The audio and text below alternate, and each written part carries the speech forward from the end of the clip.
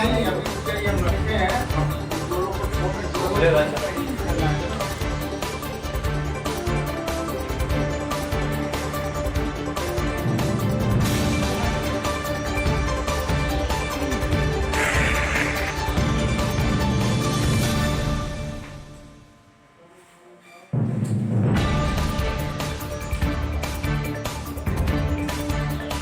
मैं मैसेज अभी नहीं कर पाऊंगा, मैं तो आप लिख लीजिए नंबर।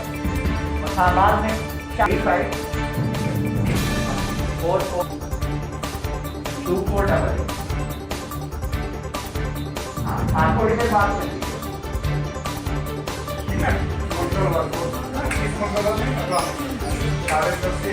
पानी आता है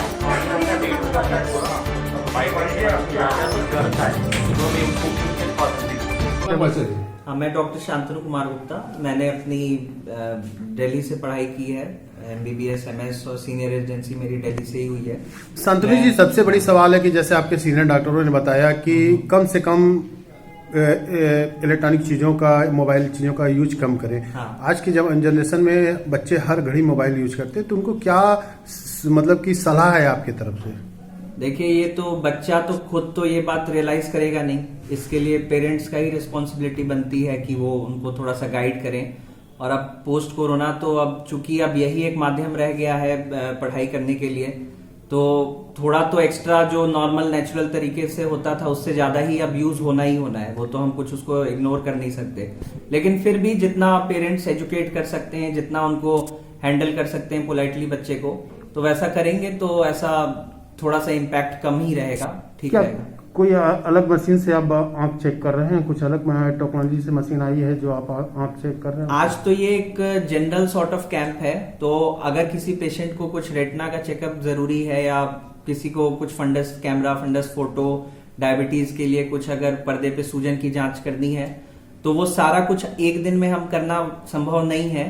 तो हम हर मरीज को रजिस्टर कर रहे हैं, उनको अगले 10-15 दिनों में एक पर्टिकुलर डेट देके उस दिन बुलाकर उनका इसी पर्चे पे उनका देख लिया जाएगा उस पर्टिकुलर चीज के लिए। ठीक, थैंक यू। अपना परिचय बताएं।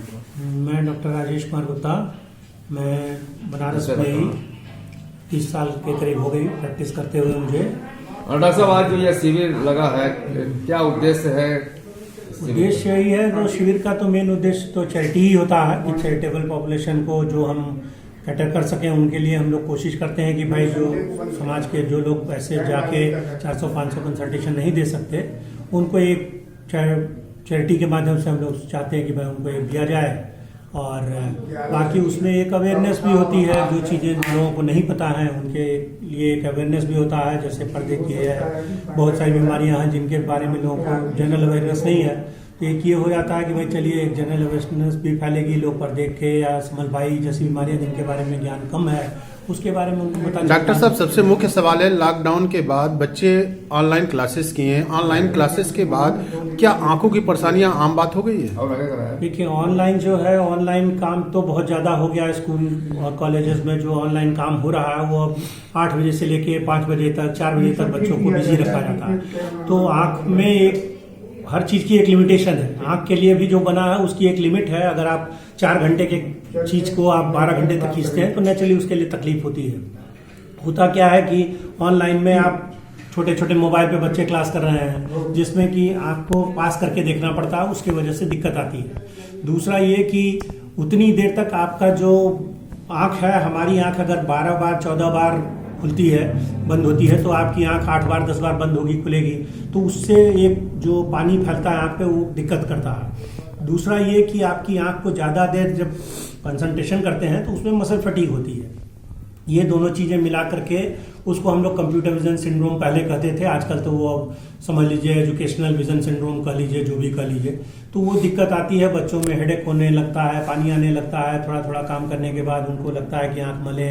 ये सब चीज़ें तो आ ही रही हैं। क्या सावधानियां बरतनी चाहिए? सावधानी तो ये है कि अब एक तो आप जैसे काम कर रहे हैं उस पर, तो बच्चों को आपको समझाना पड़ेगा कि भाई जितना जरूरी है उतने देर के लिए आप कंप्यूटर या लैपटॉप को इस्तेमाल कीजिए। उसके बाद आप अपना उसको रिक्रिएशन के लिए ना इस्तेमाल कीजिए। पता चला बच्चा फेसबुक भी चला रहा है, काम भी पढ़ भी रहा है, उसके बाद जो टाइम बचता है उसमें फेसबुक और व्हाट्सएप भी चला रहा है, तो उसके वजह से उसका स्ट्रेन और बढ़ता है। दूसरा ये कि जहाँ पे वो काम कर रहा है या पढ़ लिख रहा है या जो लोग भी हैं, केवल बच्चों की बात नहीं है, जनरल पॉपुलेशन के लिए भी है कि वो काम कर रहे हैं, तो उनको ये है कि हर 1 घंटे 1.5 घंटे के बाद अगर आप काम करते समय थोड़ा रोक लीजिए, 2 बूंद एक ड्रॉप रखिए, लुब्रिकेटिंग ड्रॉप जो हम लोग टीयर सॉल्यूशन कहते हैं, उसको आप आंख में डालिए, उससे आपकी आंख बंद कीजिए। 1 मिनट के लिए आपने आंख बंद किया, आपका लुब्रिकेशन भी हो गया, मसल फटीग जो हो रही है थोड़ी सी देर के लिए उसको रेस्ट भी हो गया।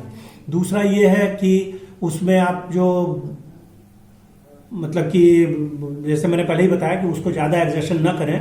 तीसरा ये है कि भाई थोड़ा थोड़ा सा जैसे टीवी है बीच में दूर की चीजें देख लिया, फोकस कर लिया, तो वो एक रिलैक्सेशन हो जाता है। क्या उम्मीद रखें आज कितने मरीज आज शिविर कैंप में आपके आए? मेरे ख्याल से 70-80 के आसपास हो जाना चाहिए, क्योंकि कल भी हम लोगों का हुआ था तो उसमें हम लोगों के यही 80-90 के करीब हुआ था।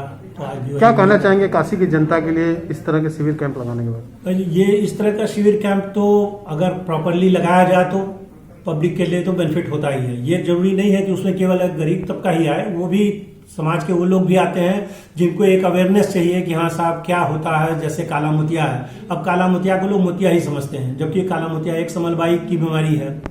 उसी तरह रेटिना के बारे में अवेयरनेस नहीं है।